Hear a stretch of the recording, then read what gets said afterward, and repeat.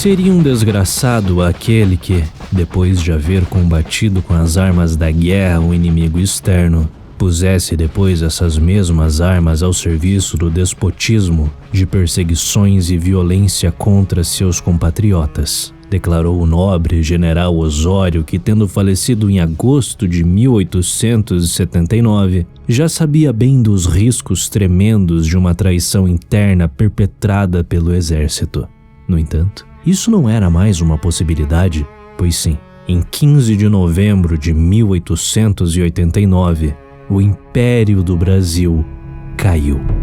E depois de 389 anos de monarquia, esse país, assim como nossos vizinhos, havia se tornado mais uma republiqueta. Tendo agora expulsado o imperador do país, em teoria, os golpistas tinham o poder em suas mãos. Contudo, como eles mesmos sabiam, era um poder impermanente e frágil, que, tal como uma casa em ruínas, poderia desmoronar com um golpe certeiro. Portanto, era imprescindível o esmagamento de seus adversários. Isso se evidenciou quando o imperador recusou os termos do decreto número 2, de 16 de novembro de 1889, no qual o governo da República concedia a fortuna de 5.000 contos de réis à família imperial, e ainda fez chegar à imprensa essa negativa. Esse ato enraiveceu os golpistas, que emitiram o decreto número 78A, que, para além da revogação do decreto número 2, também bania a família imperial do território nacional, proibindo-a de possuir bens no Brasil e obrigando-a a liquidar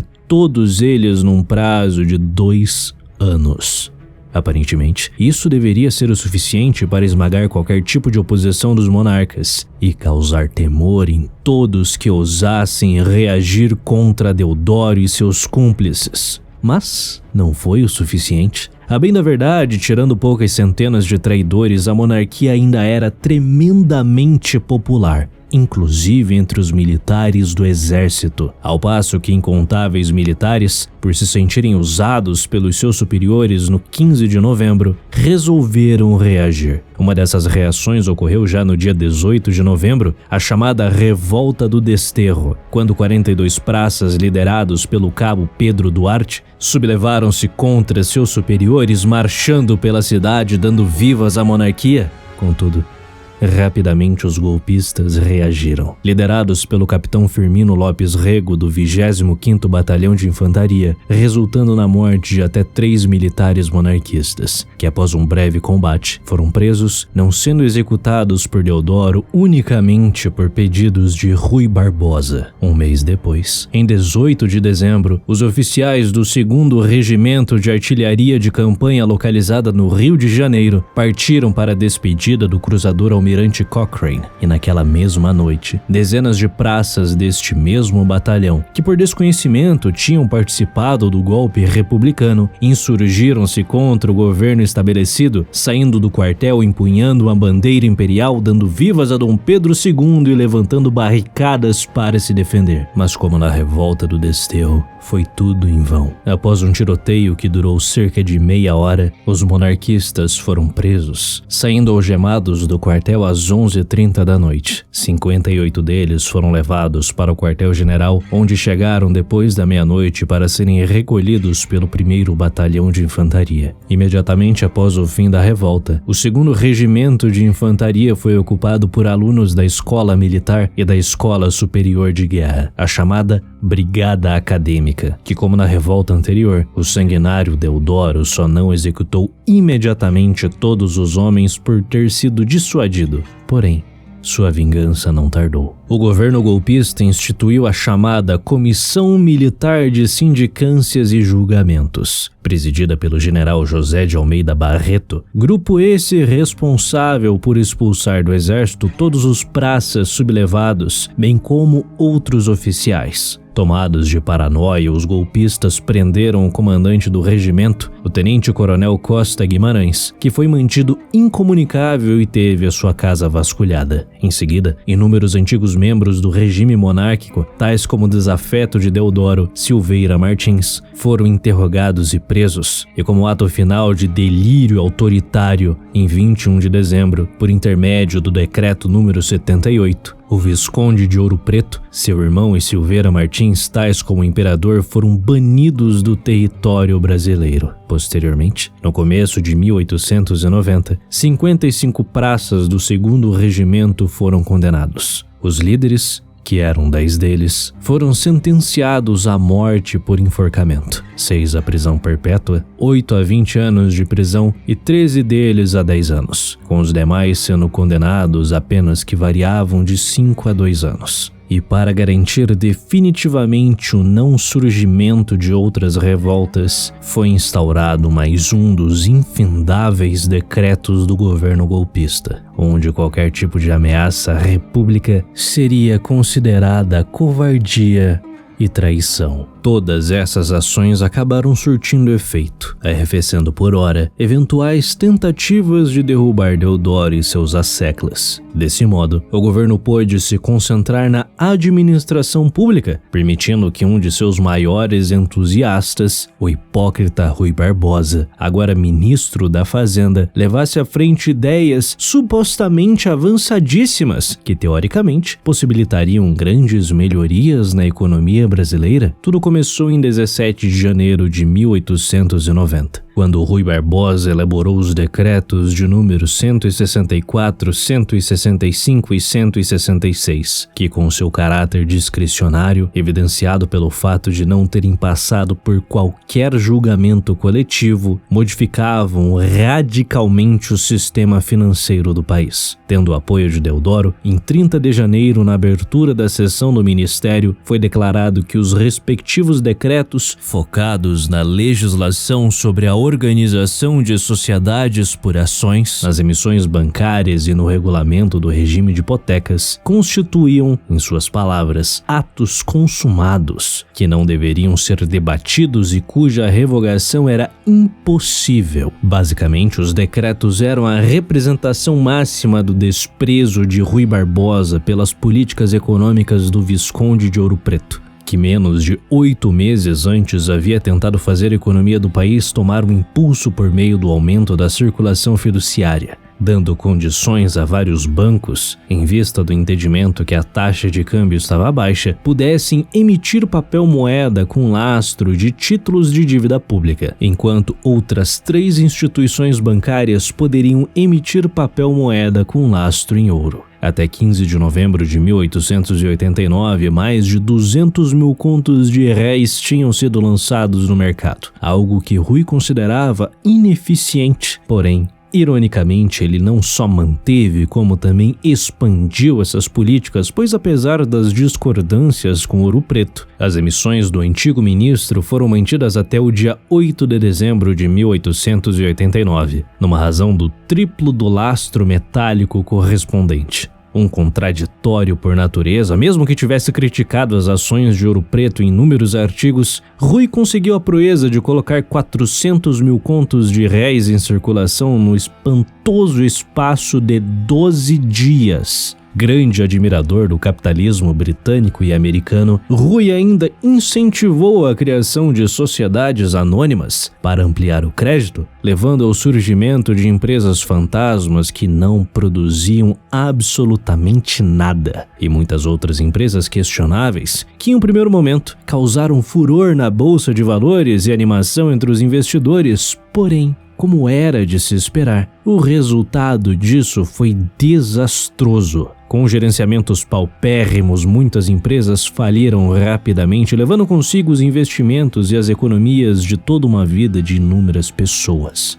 Para completar, A emissão de papel moeda sem lastro produtivo real fez com que a inflação do país se descontrolasse, levando as finanças públicas a se deteriorarem. O caos foi tão amplo que as importações consumiram o ouro, o câmbio baixou de 27 para 12 e os bancos emissores, já não podendo, devido ao volume que precisava ser produzido, imprimir o papel moeda no estrangeiro, pediram ao Tesouro que o fizesse, tendo nas notas as características da emissão, sendo estas apagadas. O Tesouro ficava com o encargo de reembolsá-las. As cédulas eram tão mal impressas que a sua falsificação passou a ser facílima ao ponto de que em dado momento não se sabia quais cédulas eram verdadeiras e quais eram falsas. Entretanto, apesar dessa catástrofe, o governo prosseguiu. Logo, em 15 de novembro de 1890, foi instalada na Quinta da Boa Vista, uma antiga residência imperial, a Assembleia Constituinte, que no dia 18, por proposta do congressista Dr. Ubaldino do Amaral, aprovou uma moção pelo qual o governo provisório de Deodoro recebeu uma moção de confiança. Porém,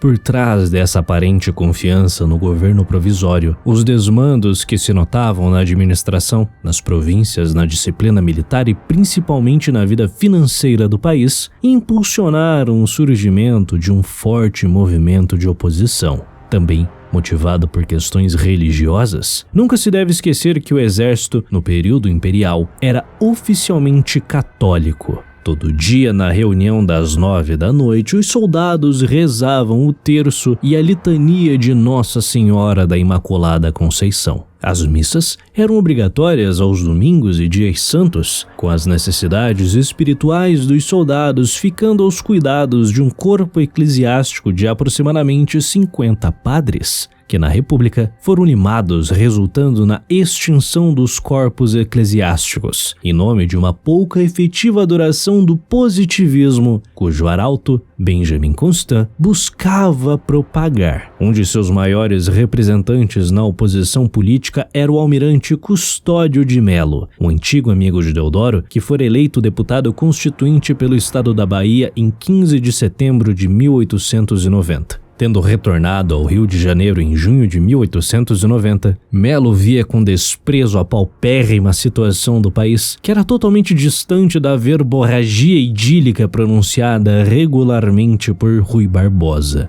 Na realidade, Melo, que nunca foi monarquista e até mesmo declarou ter simpatias republicanas, vislumbrou naqueles primeiros meses da República Brasileira um ambiente que não correspondeu às suas expectativas, onde chefes de Estado e ministros autoconferiam-se promoções, militares leais ao golpe recebiam aumentos nos seus soldos e outros amigos do regime chafurdavam-se nas benesses financeiras. Cercado por uma camarilha ávida e insaciável das riquezas recém-adquiridas, embora com o sacrifício dos créditos e da honra da nação, Deodoro não ouviu Melo, mantendo-se ao seu lado figuras desprezíveis e corruptas. E por conta disso, Deodoro viu 2 de seus ministros, Demétrio Ribeiro e Aristides Lobo, pedirem demissão, o que só enfraqueceu figuras como os ministros Campos Salles e Quintinho Bocaiúva, em detrimento de militares positivistas. Com a manutenção dos trabalhos constitucionais, o governo teve outro abalo em janeiro de 1891,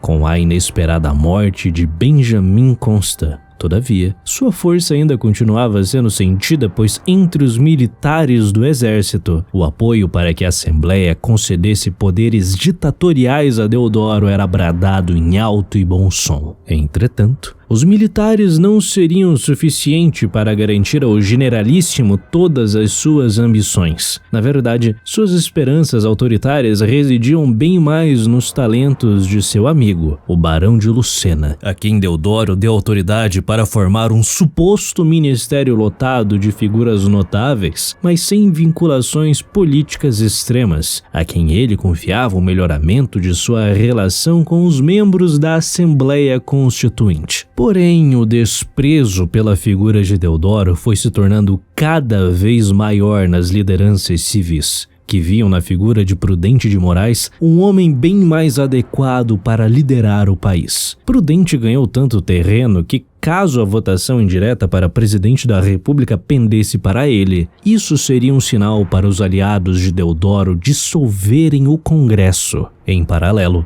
a oposição, nas figuras do general José Simeão e do almirante Custódio de Melo, também tinha o seu plano de contingência, que envolvia uma conspiração com o comandante do cruzador 1º de Março, o capitão de fragata Rodrigo José Rocha, que auxiliaria Custódio a sublevar todos os navios da Baía de Guanabara para impor a aceitação do presidente eleito. Nesse clima de conspirações, tanto em alas da Marinha quanto no Exército, Deodoro decidiu que a melhor opção era trazer uma importante figura da Armada para o seu lado, com o escolhido sendo justamente o almirante Eduardo Vandenkolk, que concorreria ao cargo de vice-presidente. Inegavelmente, um lance inteligente, esse gesto de boa vontade trouxe frutos rápido, quando no dia 19 de fevereiro de 1891, alguns sócios do Clube Naval declararam, em suas palavras, que a eleição do generalíssimo Deodoro para a presidência da República seria do agrado da Marinha. Todavia, assim como tudo que cercava Deodoro, essa declaração logo ganhou contornos mentirosos, sendo rechaçada por inúmeros sócios do Clube Naval, que afirmavam que o número de sócios presentes na elaboração dessa moção elogiosa a Deodoro era inexpressivo.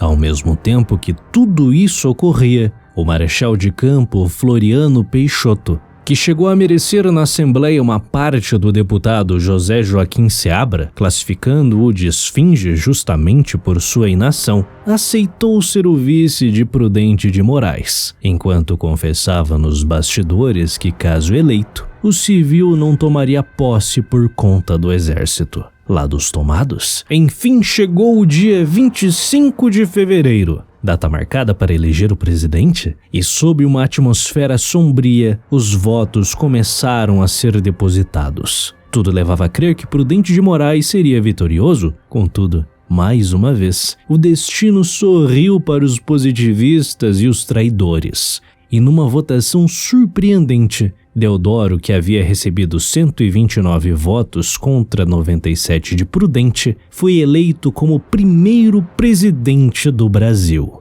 Todavia, dentro de pouquíssimos minutos, seu insípido momento de glória se esvaiu, quando foram anunciados os votos para o vice-presidente, pois, em outra surpresa, Floriano Peixoto humilhou Vandenkolk nas urnas, recebendo 153 votos contra 57 do almirante, criando assim uma chapa presidencial das mais improváveis. Conclamados, Deodoro e Floriano receberam congratulações diferentes, com o generalíssimo ganhando somente um embaraçoso silêncio, enquanto Floriano, após uma exaltada proclamação de José do Patrocínio, foi saudado como o futuro consolidador da República. Concomitantemente a isso, Prudente, o derrotado, era carregado nos ombros de entusiasmados populares. Com os trabalhos terminados e o sistema definido como presidencialista, as províncias foram abolidas, devendo agora ser conhecidas como estados.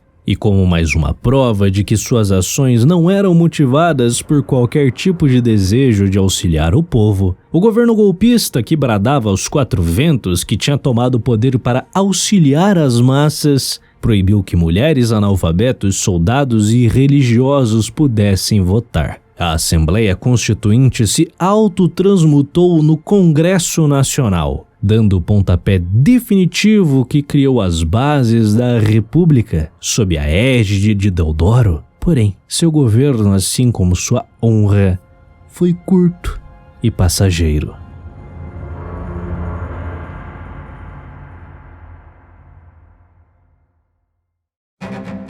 Com a enorme crise econômica instaurada em poucos meses, Deodoro ainda conseguiu a proeza de entrar em conflito com seu próprio ministério, pois suas antigas ligações com a monarquia e sua inépcia para governar minaram a sua popularidade, tanto com as massas quanto com os republicanos. Como resposta, em 3 de novembro de 1891, desejando ter poderes praticamente ditatoriais, ele publicou o decreto número 641, onde dissolvia o Congresso, convocando novas eleições e instituindo a revisão da recém-promulgada Constituição. Um verdadeiro estado de sítio começou no país e a imprensa do Distrito Federal, então território do Rio de Janeiro, foi completamente censurada enquanto as duas casas do Congresso foram cercadas com tropas. Mas, desta vez, o Marechal sofreu um revés inesperado, pois o exército, que tinha traído o povo e o imperador poucos anos antes, não lhe deu a salvaguarda que esperava. Dias depois, em 23 de novembro, o caos finalmente tomou conta do governo quando unidades da Marinha se rebelaram, tendo como seu principal artífice o almirante Custódio de Melo,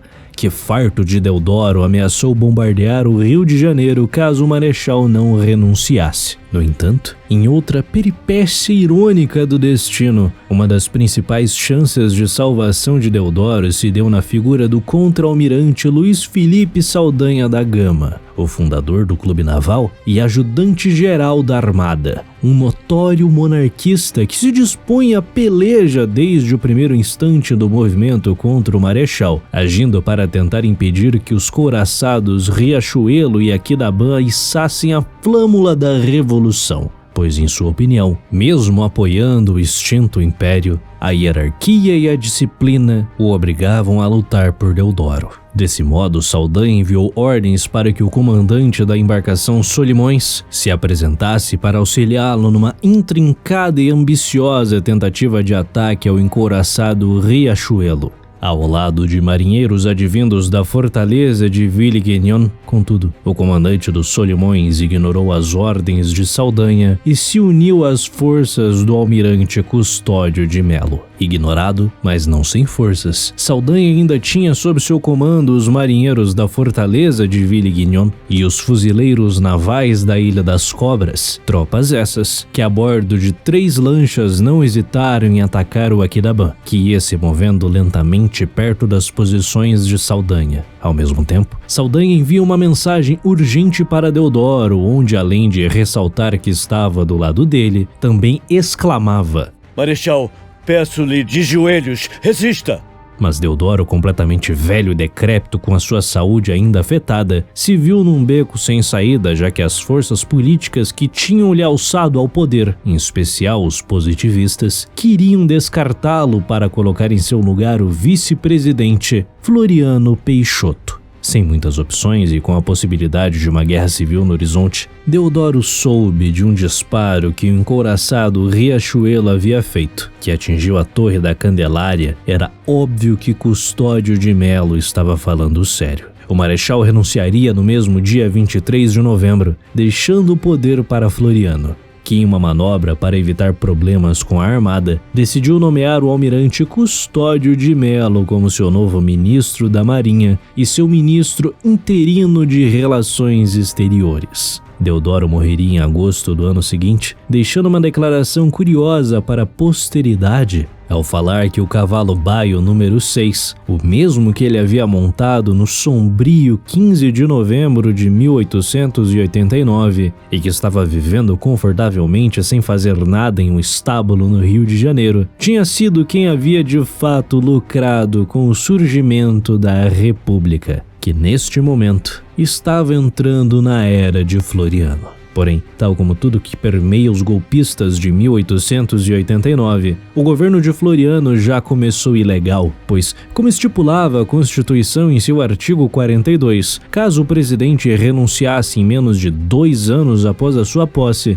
novas eleições deveriam ser convocadas. Como resposta, e fazendo jus ao cinismo que lhe era intrínseco, Floriano disse que esse artigo só valia para presidentes eleitos diretamente, e já que ele e Deodoro tinham sido eleitos indiretamente pelo Congresso Constituinte, ele não deixaria o poder. Essa postura como era de se esperar, causou abalos em sua imagem durante os primeiros meses de seu governo, especialmente entre os militares da Marinha, que estavam descontentes com o rumo da República desde o seu alvorecer. Descontentamentos esses que só aumentavam, resultando em um grande movimento de oposição, que mostrou sua face definitivamente em abril de 1892. Quando 13 oficiais generais divulgaram um manifesto em que exigiam a convocação de novas eleições. Contudo, para além das reclamações banais ou melindrosas, o manifesto contra Floriano era de fato uma autêntica cisão entre os militares, ao ponto de que o documento acusava o marechal de armar brasileiros contra brasileiros, denunciando ainda desvio das arcas do erário público a uma política de suborno e corrupção.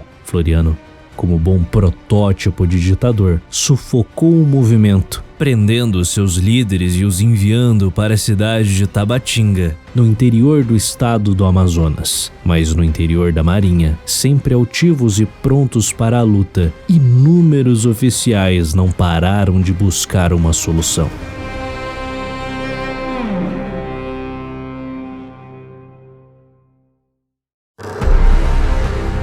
O ano de 1893 surgiu no horizonte e ele trouxe consigo uma guerra civil no sul do país. A Revolução Federalista deflagrada contra o governo de Floriano e seu aliado gaúcho, Júlio de Castilhos, o presidente do Rio Grande do Sul e defensor ferrenho do aumento inconstitucional dos poderes do Marechal. Liderados pelo Marechal João Nunes da Silva Tavares e pelo notório adversário político de Deodoro, Silveira Martins, os federalistas, apelidados por seus inimigos de Maragatos, eram defensores da queda de Floriano, que a essa altura já era praticamente um ditador, e de grande descentralização do poder, se rebelaram aos milhares, tendo ao seu dispor um exército formado por civis brasileiros e muitos uruguaios. Fora o apoio da província argentina de Corrientes, se dizia que era uma luta pela restauração da monarquia. Contudo, isso já não era muito correto. Mesmo com o fim do Império, desde 1890, Silveira Martins havia mantido encontros com o imperador Dom Pedro II, na esperança de convencer o já moribundo monarca a retornar e lutar pelo seu povo. Ignorado, Martins continuou portando a flama incandescente da restauração monárquica, levando-o em novembro de 1891 a uma tentativa derradeira de convencer Dom Pedro II. Falando do caos que Deodoro havia levado à nação, Silveira Martins sugeriu um plano hábil, onde Pedro de Alcântara de Orleans e Bragança, filho mais velho da princesa Isabel, então com 15 anos, seria levado de volta ao Brasil para se tornar o símbolo máximo de um novo governo regencial, que seria erguido para restaurar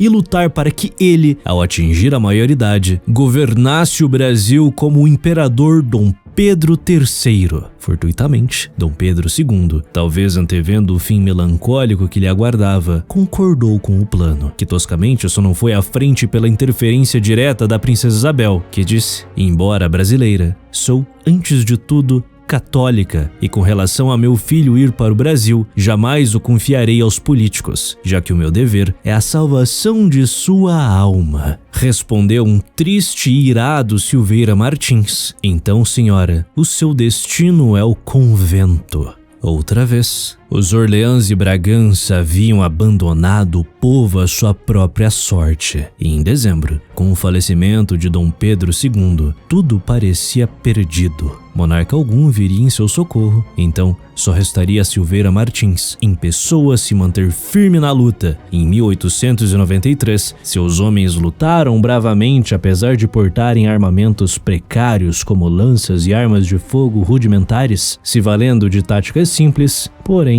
muito eficientes. Em marchas rápidas e fulminantes, os maragatos atacavam de surpresa, tomando em pouco tempo as posições inimigas, recuando em certas ocasiões para o Uruguai e a Argentina, quando o contingente adversário era demais para suas forças, e apesar de certos problemas, seu avanço foi veloz. Em 23 de fevereiro de 1893, Joca Tavares e Gumercindo Saraiva ocuparam Dom Pedrito e em seguida o Alegrete, de onde lançaram vários ataques, permitindo que os maragatos rumassem mais para o norte. Vendo a sua posição severamente ameaçada no sul e temendo um golpe da Marinha no Distrito Federal, Floriano convocou o homem que considerava um dos únicos capazes de impedir o colapso de suas relações com a Armada, o agora diretor da Escola Naval, o almirante Saldanha da Gama. Dentro da Armada circulavam informações que Floriano desejava alçar Saldanha ao Ministério da Marinha, pois ele,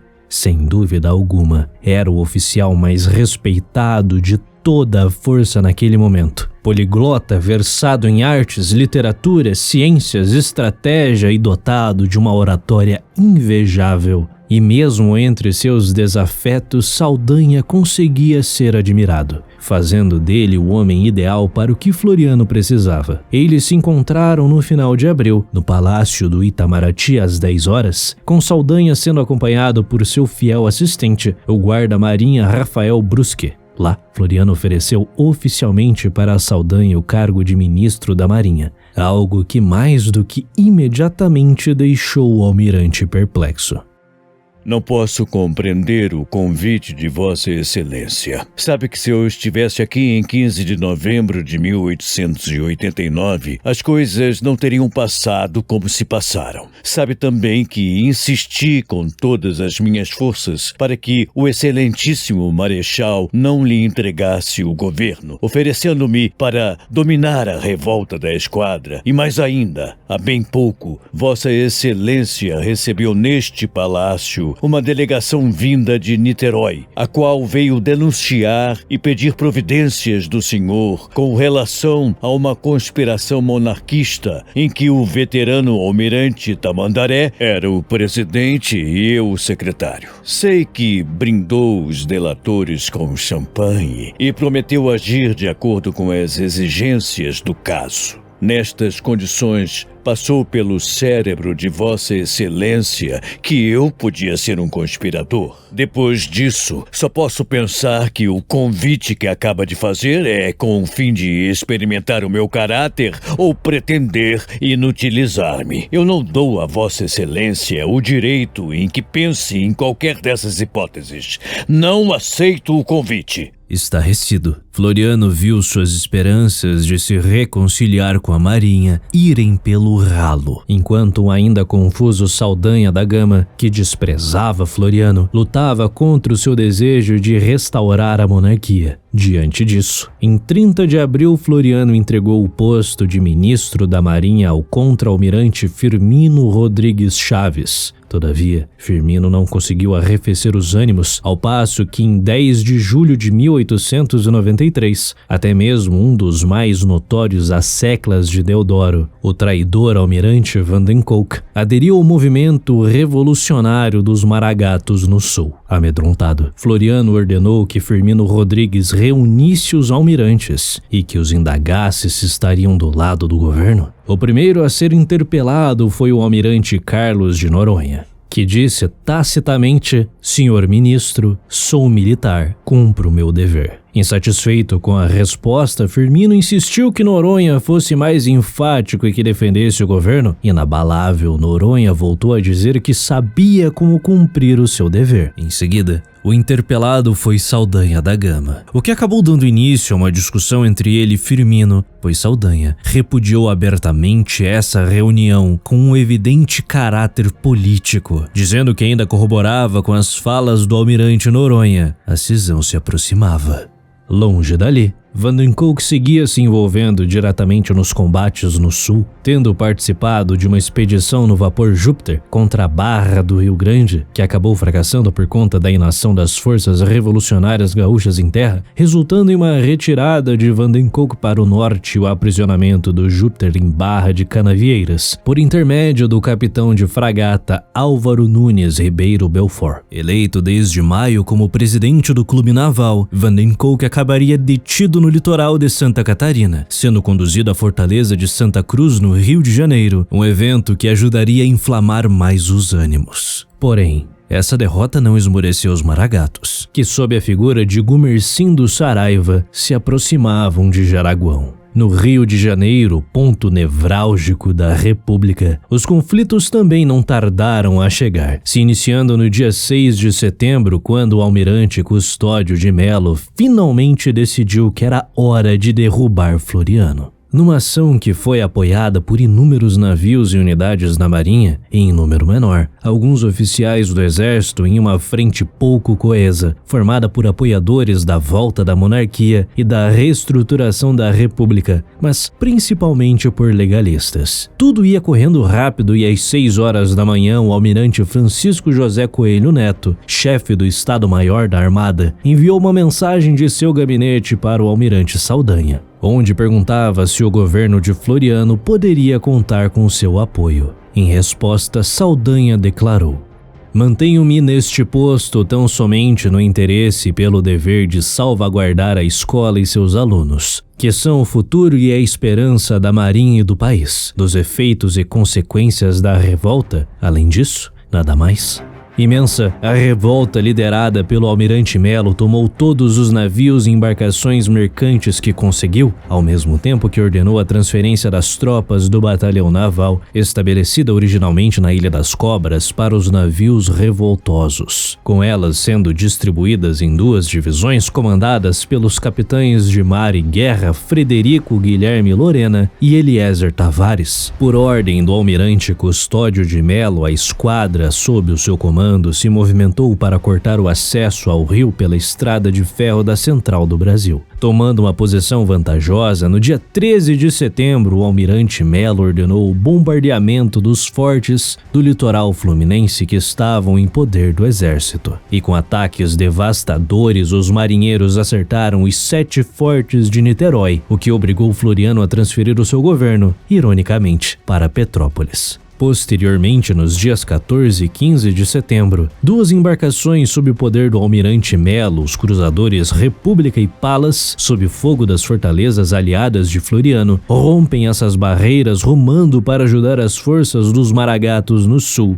em uma arriscada e perigosa estratégia, pois Custódio, apesar de ter o poder de fogo para dominar a Baía do Rio de Janeiro definitivamente, estava aguardando em vão que o povo se sublevasse nas ruas. Tendo esperado incontáveis dias para agir mais incisivamente, Melo tinha perdido completamente o importantíssimo efeito surpresa, e apesar de não saber disso na ocasião, tinha perdido a chance de ocupar todo o Rio de Janeiro, pois no dia que sua revolta da Armada havia começado, em caso de ataque, a capital fluminense não poderia ter resistido, tal como a fortaleza de Santa Cruz e os fortes da Laje de São João, que ou estavam isolados ou sequer tinham munição no começo de setembro para disparar mais de 12 tiros, como era o caso da fortaleza de Santa Cruz. Agora, contando com poucas tropas, sua esperança residia no envio de um exército vindo do sul, que uma vez na capital, possibilitaria ao almirante a tomada de Niterói, em um ataque contra a fortaleza de Santa Cruz e os fortes de São João e da Laje. A sorte estava lançada.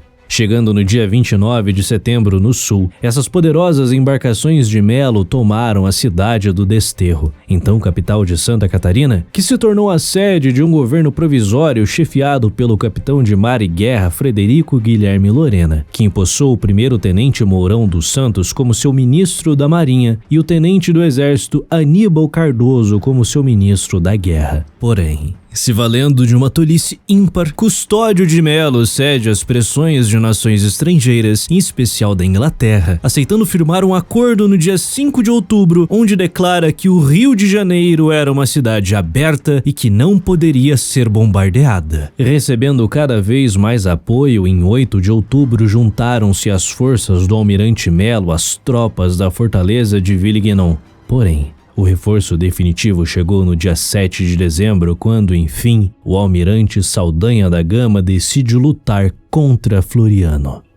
Aos meus concidadãos, Avesso por princípio e por instinto a toda a ideia de revolta, jamais entrei em conluio de qualquer espécie. Hoje, porém, no doloroso momento histórico que atravessa a pátria brasileira, é o próprio governo, são as mesmas circunstâncias do país que me impelem para a luta. Aceitando esta situação que me é imposta pelo patriotismo, reúno-me sem prévios conchavos, em pleno dia e pesando a responsabilidade que tomo aos meus irmãos que nas campinas do Rio Grande do Sul e há 3 meses na Bahia desta capital, pugnam valorosamente pela libertação da pátria brasileira do militarismo, agravado pela contubérnia, do sectarismo e do mais infreme jacobinismo. Oficial da Armada, vou combater com a espada o militarismo que sempre condenei toda a minha vida. Brasileiro, é meu interesse concorrer com meus esforços para pôr termo a este terrível período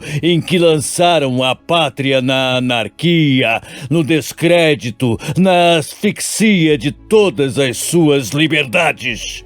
A lógica, assim como a justiça dos fatos, autorizaria que se procurasse a força das armas para repor o governo do Brasil, onde estava a 15 de novembro de 1889, quando, num momento de surpresa e estupefação nacional, ele foi conquistado por uma sedição militar de que o atual governo não é senão uma continuação. O exército que se está abatendo com a sua proverbial bravura não pode mais persistir na defesa de um governo que perdeu o apoio moral da nação. A sua obstinação nesse papel inglório, ainda quando bem sucedida, acabaria por transformá-lo de força nacional que é numa hoste pretoriana de baixa república. Compatriotas, os povos que abdicam do seu direito não podem queixar-se dos seus opressores. O Brasil, cujo passado é curto, mas honroso, tem grande futuro diante de si. E só poderá cumpri-lo arrancando-se de um despotismo que o degrada diante de si mesmo e do mundo civilizado. Mostrai que não somos um povo conquistado, mas um povo livre e cônscio dos seus destinos. Eis a situação. Espero poder cumprir o meu dever de brasileiro até ao sacrifício. Cumpri o vosso!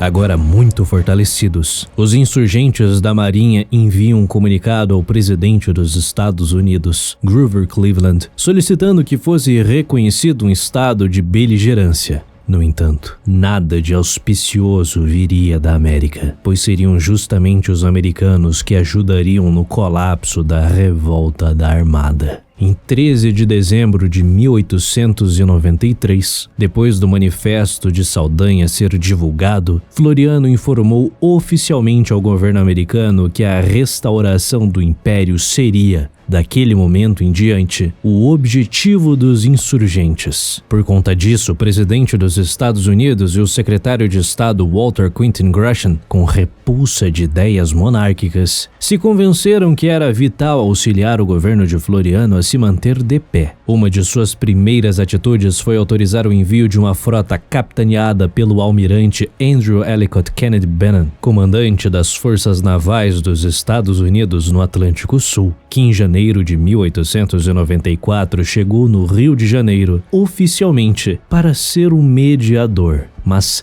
extraoficialmente o apoio americano era bem mais extenso. Nas sombras, Grover Cleveland rechaçou os pedidos do almirante Saldanha, abrindo caminho para que o investidor e importador americano Charles Flint e o ministro brasileiro Salvador de Mendonça orquestrassem nos Estados Unidos uma campanha em favor de Floriano, que equipou uma flotilha de 12 navios com tripulação e oficiais americanos. A firma Flint & Co. encarregou-se da compra dos navios, batizados de Nicteroy, Andrada e Gustavo Sampaio, e mais 3 vapores transformados em torpedeiras, o Mochotó, o Poti e o Inhandui, com crédito para financiar essa empreitada vindo do banco Rothschild, mesmo que isso violasse as leis de neutralidade dos Estados Unidos. Nas palavras do secretário adjunto da Marinha, William McAdoo, essa era a mais poderosa frota que já tinha representado a bandeira americana no exterior, o que facilitou muito o desmantelamento da revolta da Armada Brasileira, uma vez que essa esquadra americana recebeu a ordem de, se necessário, romper a bala o bloqueio do Rio de Janeiro, na manhã de 29 de janeiro de 1894. Pouco mais de um mês depois, o fim da revolta seria selado, quando outra frota pró-Floriano levantou os ferros na Bahia, rumando para o Rio de Janeiro em 1º de março. O tão almejado exército que Custódio de Melo ambicionava no sul nunca chegaria, dando contornos ainda mais trágicos à sua inação. Ante a iminência do desastre, Saldanha reuniu seus oficiais na Ilha das Inchadas, na manhã de 11 de março, expondo-lhes com franqueza a gravidade da situação, o que iniciou o desmantelamento dos seus navios, que foram inutilizados para não caírem nas mãos das forças florianistas. Em 13 de março, ao meio-dia, as fortalezas do Rio de Janeiro abriram fogo sobre a esquadra de Saldanha, que já não disparava de volta, sendo anunciado que as baterias de terra começariam a atirar às 3 da tarde. Parecia o fim. Mas não era, pois para a consternação absoluta de Floriano, Saldanha e 480 homens partiram a bordo de 2 navios portugueses, ainda debaixo de fogo, que levaria Floriano a romper relações diplomáticas com Portugal em 13 de maio. Saldanha e seus companheiros desembarcaram em Montevidéu, depois de rápida quarentena na Ilha de las Flores, sendo saudados pelo capitão-geral dos portos, que, em nome do Ministério do Exterior, declarou os revoltosos sob o amparo e proteção das leis da República. Contudo, enquanto Saldanha e seus homens se recuperavam, Floriano Peixoto ia tomando terreno, reagindo e com força. Tendo enviado meses antes tropas federais sob o comando do general Hipólito Ribeiro, Floriano há muito tinha no sul 3 divisões organizadas chamadas hipocritamente de legalistas, a do norte, a da capital e a do centro, que foram infladas pelo recrutamento forçado pago com recursos do governo, que conseguiu atrair uma grande turba de fanáticos, com vários deles alegadamente se dizendo inspirados na Revolução Francesa, autonomeando-se jacobinos. Com essas tropas, cerca de 6.000 homens, o governo de Floriano tinha enfrentado os Maragatos no Paraná em 14 de janeiro de 1894. Ali, na cidade da Lapa, a 60 quilômetros a sudoeste de Curitiba, os Maragatos tiveram o seu avanço detido, no episódio que ficou conhecido como Cerco da Lapa, obrigando-os a recuar para o Rio Grande do Sul, enquanto Floriano, em mais um movimento, enviara para Santa Catarina com poderes discricionários o tenente-coronel Antônio Moreira César, chamado de Corta-Cabeças. Era o começo do fim para os Maragatos, que tombaram na Batalha de Passo Fundo em junho de 1894, diante da superioridade numérica do seu inimigo, num combate sangrento que teve entre os líderes mais destacados um certo tenente-coronel de São Borja, chamado Manuel do Nascimento Vargas. E menos de 50 dias depois, os Maragatos ainda perderiam mais um de seus líderes, Gumercindo Saraiva, morto por um tiro covarde de um atirador escondido na mata. Enfraquecidos e com tropas cada vez mais reduzidas, os federalistas sabiam que a derrota definitiva se aproximava. Porém, com coragem e dignidade, preferiram lutar em vez de se renderem. Já era 1895, e Floriano, que para conseguir o apoio dos americanos autorizou eleições em março de 1894, tinha deixado o poder, mas não antes de, num gesto derradeiro de subserviência aos americanos, ordenar que o feriado de independência dos Estados Unidos, o 4 de julho, se tornasse um feriado nacional brasileiro. Eleito com larga maioria, Prudente de Moraes era o novo presidente do Brasil, estando disposto a não prolongar mais a extensa guerra no sul. Contudo, enquanto o almirante Saldanha, agora comandante supremo das forças federalistas, estivesse vivo ou lutando, o ânimo ainda existiria entre os maragatos e os revoltosos da marinha. Várias foram as oportunidades para que se rendesse, se exilasse como o almirante Custódio de Melo faria em Buenos Aires, ou abandonasse seus homens. Porém, Saldanha não era esse tipo de militar, decidido mesmo tendo sob seu comando poucas centenas de soldados, e ante a impossibilidade de vitória, em junho de 1895 ele resistiria até o fim. Assim, na manhã de 24 de junho de 1895, no rincão de Artigas, no Campo Osório, ele e seus homens se prepararam para entrar para a história. Sem recursos ou tropas adicionais, suas forças eram constituídas por pequenos piquetes de cavalaria vanguardeira, às ordens dos coronéis gaúchos Francisco Pereira e Manuel de Macedo, tendo o apoio da Brigada Naval sob o comando do tenente Costa Mendes e de um exíguo corpo de franco-atiradores e corpos de cavalaria gaúcha, formado por atiradores e lanceiros. No total, eram apenas 400 homens. Avistado nas proximidades de Santana do Livramento às 9 horas da manhã, o almirante Saldanha da Gama avançou contra as tropas do general Hipólito Ribeiro, que mais numerosas foram destruindo o pequeno exército de marinheiros, soldados e maragatos. Bravamente o almirante seguiu liderando as suas tropas, vendo seus amigos e companheiros tombando um a um.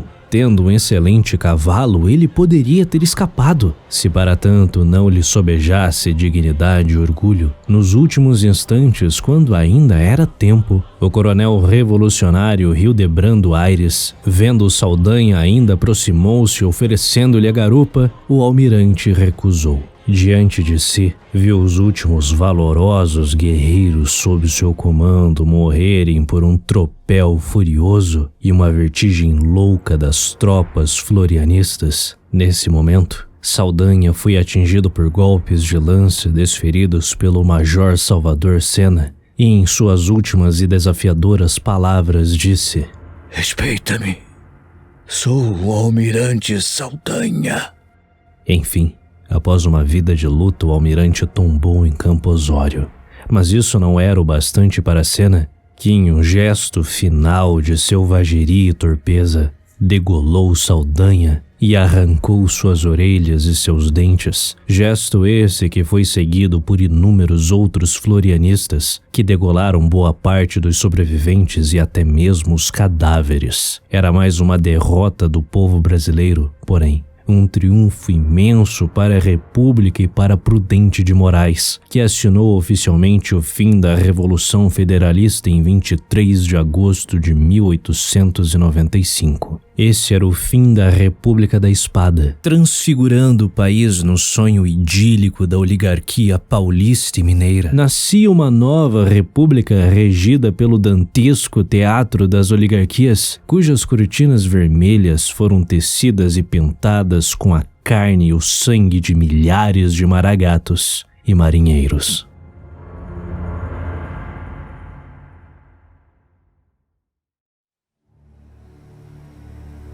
À frente do país, Prudente de Moraes, um representante dos cafeicultores paulistas, necessitou tomar inúmeras medidas urgentes, já que os governos de Deodoro e Floriano, apoiados nas desastrosas medidas econômicas de Rui Barbosa, tinham desestruturado a economia do país. Porém, mesmo com a hecatombe vista nos últimos anos, inacreditavelmente, muitos eram entusiastas da tese de que o novo presidente não deveria abandonar todas as pautas econômicas dos últimos líderes militares, apoiados em uma visão ilógica de que medidas nacionalistas eram de suma importância. Para tornar a situação ainda mais complexa, numa passeata de 30 mil pessoas em junho de 1895, após a morte de Floriano, era possível ouvir nas ruas gritos de "Viva Floriano! Morra Prudente!". Surtados no carnaval daquele ano, os maiores apoiadores de Floriano, os alunos da Escola Militar da Praia Vermelha, até mesmo conduziram arruaças e brigas nas ruas, intitulando-se, após a morte do Marechal, os Guardiões do Espírito Florianista. Sua posição era tão precária que até mesmo o vice de Prudente, Manuel Vitorino, era um entusiasta do antigo ditador sanguinário. Era evidente que o novo líder da nação não era bem quisto entre os militares do exército, mas diante deste difícil cenário, seu governo prosseguiu, até que em novembro de 1896, como não poderia deixar de ser, uma crise surgiu. Mas dessa vez não era uma crise nas capitais, mas sim no distante e ainda pouco assistido Nordeste, mais especificamente no sertão da Bahia, no Arraial de Belo Monte, no povoado de Canudos. Essa nova crise era por conta da comunidade messiânica de Antônio Vicente Mendes Maciel, vulgo Antônio Conselheiro, o modesto cearense que em 1873 apareceu no Itapicuru de Cima, na Bahia, com longas barbas e um hábito azul de brim, dizendo-se um enviado de Deus e pregando a fé cristã. Tremendamente popular, no final do século XIX ela já tinha reunido mais de 20 mil seguidores, apavorando o governo federal, que temia que essa comunidade visasse o retorno da monarquia, além de causar um imenso temor nos latifundiários da região que temiam a influência de Antônio. Esse medo, verdade seja dita, não era totalmente despropositado, uma vez que um número considerável de ex-criminosos, malfeitores e figuras de índole questionável adentraram em Canudos ao longo dos anos, e que não era das tarefas mais fáceis acreditar que Conselheiro iria se manter pacífico para sempre. No entanto, evidentemente era absurdo apontar que aquele grupo era uma ameaça de altíssimas proporções, já que a comunidade de Antônio Conselheiro não era nada mais do que um gigantesco amontoado de pessoas famintas e desamparadas pelo pretenso governo que tinha derrubado a monarquia em nome do povo. Mais do que isso, o Arraial de Belo Monte era um reflexo da falida República Brasileira, que não tinha condições de sequer combater pequenos roubos e tribulações na Bahia. Porém, só a simples ameaça teórica que os líderes republicanos tinham criado em suas mentes, em especial os florianistas, foi o suficiente para que uma incursão militar de pequena escala fosse autorizada contra Canudos em novembro de 1896, após 2 pedidos do juiz de direito de Juazeiro, Arlindo Leone. Essa força era liderada pelo tenente Manuel da Silva Pires Ferreira, do 9º Batalhão de Infantaria, contando com 104 soldados e 3 oficiais, mas após uma série de escaramuças, essas tropas desistiram de avançar contra Belo Monte, especialmente após serem emboscados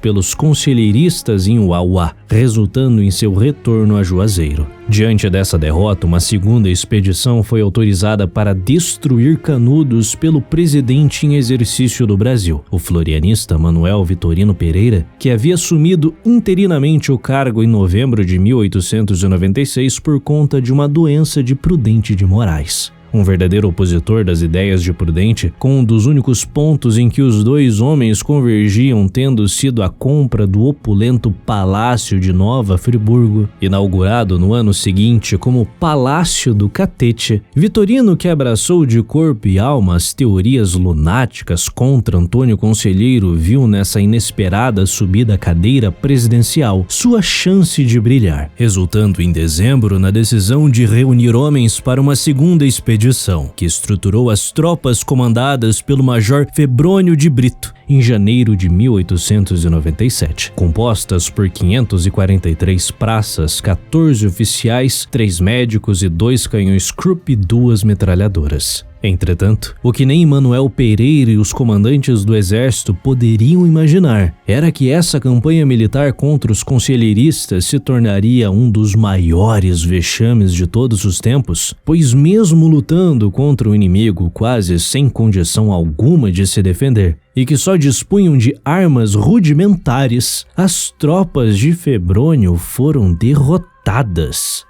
Inesperadas, essas derrotas do exército iam insuflando medo da população, especialmente no Distrito Federal. Medo esse que a imprensa, dos maiores jornais aos menores folhetins, encarregou-se de recriar e de espalhar. De fato, o medo em relação a Antônio Conselheiro ia sendo sistematicamente construído com o propósito de enfraquecer e mesmo aniquilar quaisquer forças adversárias. Numa cruenta disputa pelo poder político, porém, até o momento, derrotar os jagunços de Antônio ainda parecia facilmente contornável. Então, no que aparentava representar um auspicioso ponto final na guerra, em 6 de fevereiro o governo organizou uma terceira expedição militar contra Canudos, agora liderada pelo coronel Antônio Moreira César, cruel participante da guerra federalista e um herói entre seus pares do exército. Envaidecido por sua própria reputação, o coronel seguiu para o Nordeste com o suporte de 1.300 homens, uma bateria de artilharia e um esquadrão de cavalaria. Todavia, dotado de uma inépcia inacreditável, Moreira César conduziu uma tragédia militar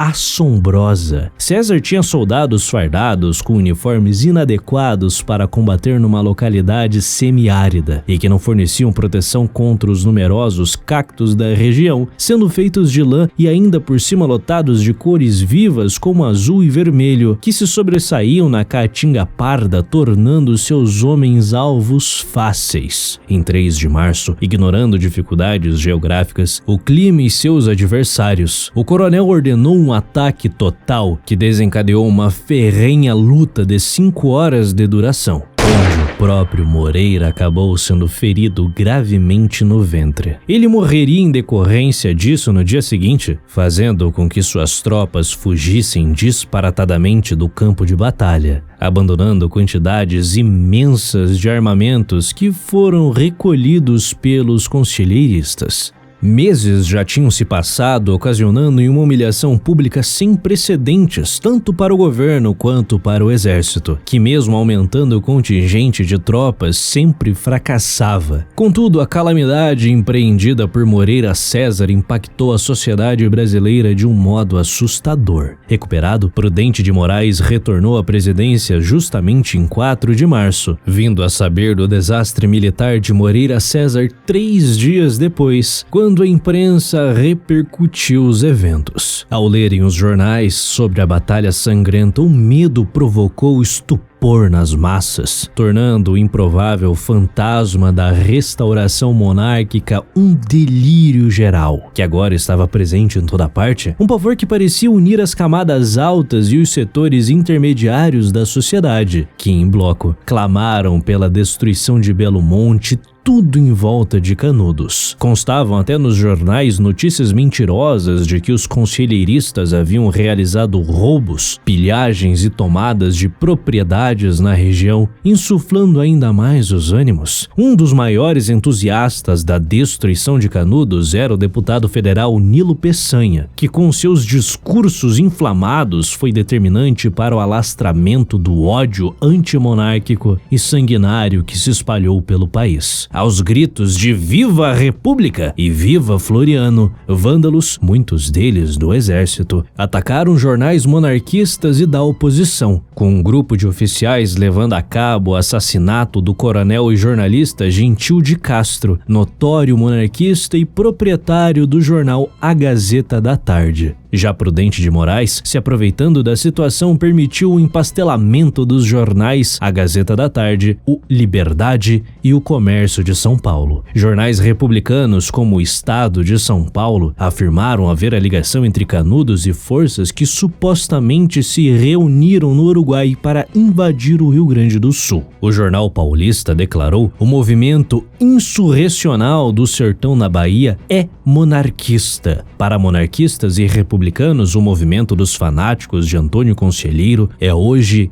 restaurador. Fosse ou não monarquista em seu nascedouro, o certo é que hoje o é e que, como tal, tem que ser combatido. Mentirosos, outros editores do jornal ainda informaram que contingentes monarquistas afluíam de todo o país para Canudos e que haviam escolhido a Bahia para ser o centro do movimento restaurador. Mergulhado em delírios, Prudente de Moraes se reuniu com o presidente do estado de São Paulo, Manuel Ferraz dos Campos Salles, para tentar encontrar uma solução. Outro paranoico, Salles argumentou que era a hora de mobilizar o país de norte a sul, deixando de lado meias medidas e qualquer tipo de verniz democrático, algo que Prudente concordou. Doravante, Prudente autorizou o envio de uma 4ª incursão militar comandada agora pelo comandante do 2º Distrito Militar, o general Arthur Oscar de Andrade Guimarães. O general partiu para a Bahia, desembarcando em Salvador no dia 18 de março, e dessa vez o fracasso não seria tolerado de forma alguma. Arthur Oscar, que tinha algo em torno de 5.000 homens para combater, ordenou uma grande marcha partindo do município de Queimadas, que durou 3 meses e que foi permeada com boatos de toda a ordem de atritos com as populações locais, em virtude das tropelias e violências que praticavam, inclusive saques e estupros, promovendo assim fugas em massa. Em 16 de maio, Oscar chegou em Monte Santo, montando seu posto de comando no Morro da Viúva, em Canudos. Os combates começaram e, tal como nas 3 incursões anteriores, o general não obteve grande sucesso, perdendo mais de 1.000 homens até junho.